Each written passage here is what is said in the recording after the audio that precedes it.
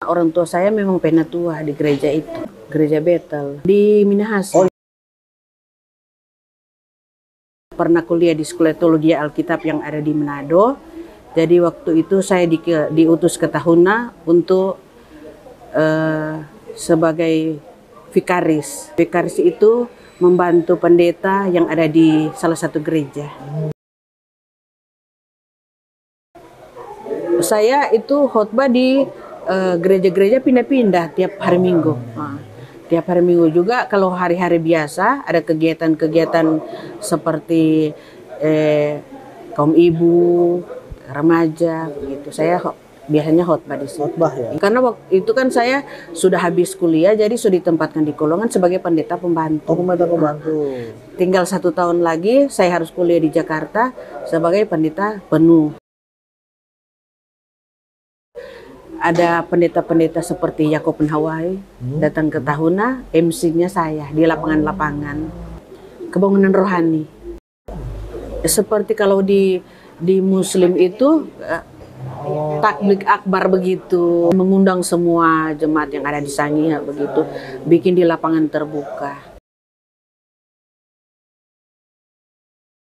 Saya dikaruniakan 2 orang anak baru umur 6 tahun dan 3 tahun sudah saya urus sendiri.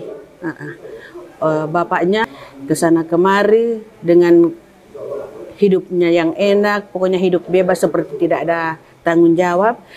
Karena saya sudah tidak mengharapkan lagi suami untuk mengurus karena memang tidak ada kemauan untuk mengurus rumah tangga lagi.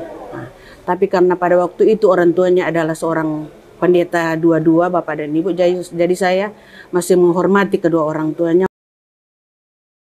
Suatu ketika karena pergumulan yang luar biasa, hampir sudah tidak saya tahan lagi, saya pergi ke teman-teman yang ada di Tidore, kadang-kadang yang ada di Pananikeng.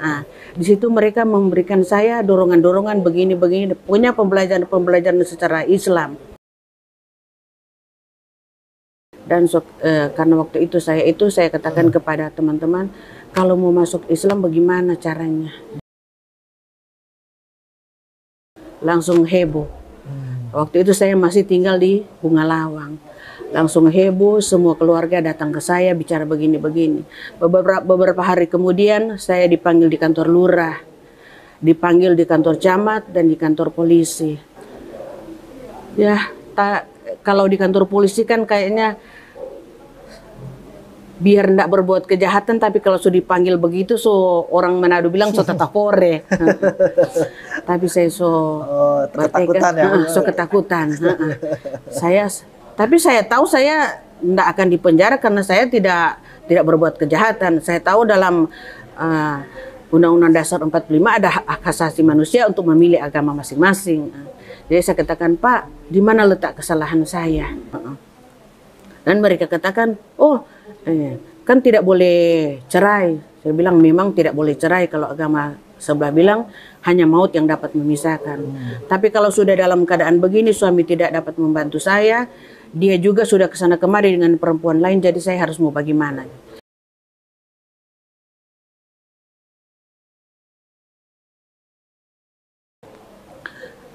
Teman-teman yang ada di sini mengetahui suami saya yang pertama sekarang ini sudah dalam keadaan yang stres. Sudah dalam keadaan stres karena, tapi saya pikir bukan karena perceraian, karena memang mereka bersaudara ada beberapa yang begitu, mungkin turun atau gimana saya tidak tahu, tapi saya sekarang sudah dalam keadaan begitu. Saya masuk Islam masih dengan belum cerai, tapi sudah sekitar 13 tahun pisah. 13 tapi tahun tidak pisah. kalau di agama sebelah kan mau cerai agak susah. Malah mereka menginginkan untuk tetap katakanlah berbalik lagi. Kalau di Muslim kan sudah 3 bulan tidak dikasih nafkah kan sudah itu. Tapi kalau di Kristen enggak. Biar 50 tahun tidak dikasih nafkah enggak jadi masalah. Tapi alhamdulillah anak-anak saya mendukung saya masuk Islam. Mereka tidak marah. Pokoknya di dalam masuk Islam banyak sekali tantangan, persoalan, masalah yang saya hadapi. Tapi saya tetap bertekad, sekali saya sudah masuk Muslim, saya tetap masuk Muslim. Saya tidak akan berhenti lagi.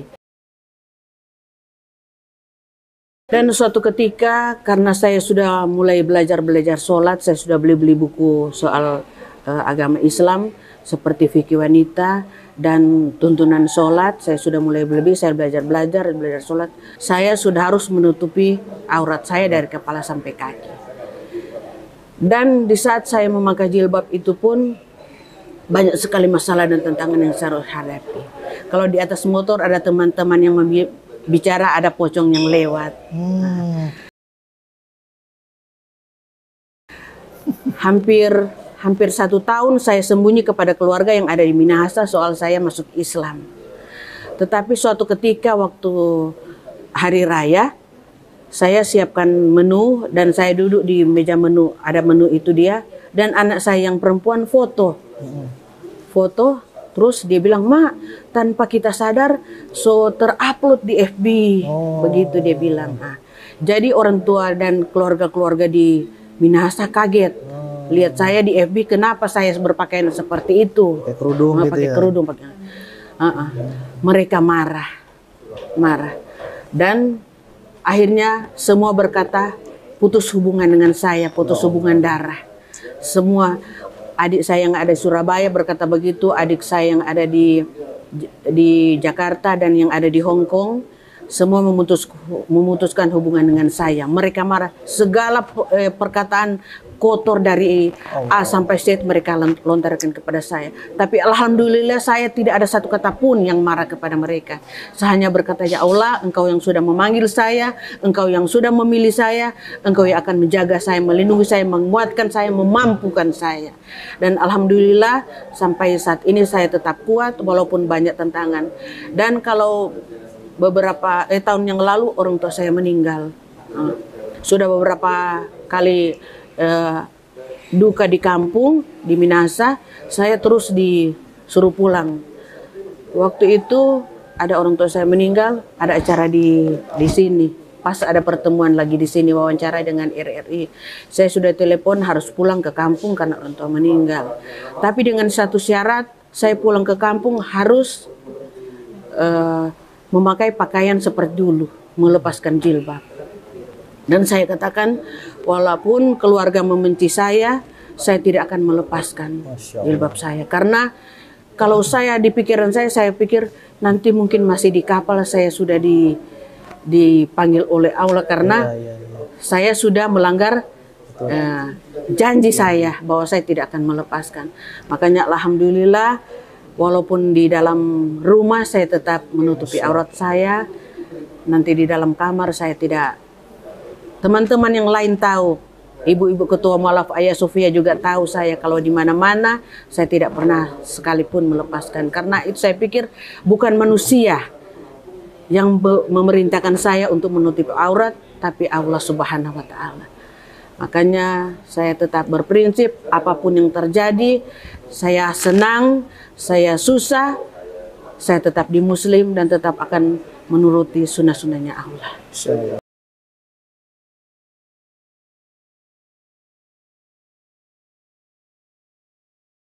Iya, karena saya ini kan nggak bisa pulang ke kampung sekarang, masih nggak bisa pulang. Sampai sekarang masih belum bisa.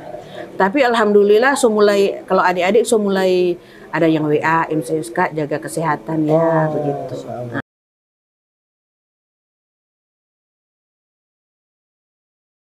Ya, Ibu Ketua Mualaf saya ini paling tahu. Tantangan saya sekarang ini bukan lagi orang Kristen tapi orang Muslim asli. Mengatakan bahwa masa baru Muslim kemarin sudah bikin organisasi inilah itulah kayak sok-sokan, tapi kita bilang Saya bukan untuk siapa-siapa tapi untuk dakwah. Jadi saya walaupun tantangan dari orang Muslim asli, saya tetap maju. Masya Allah.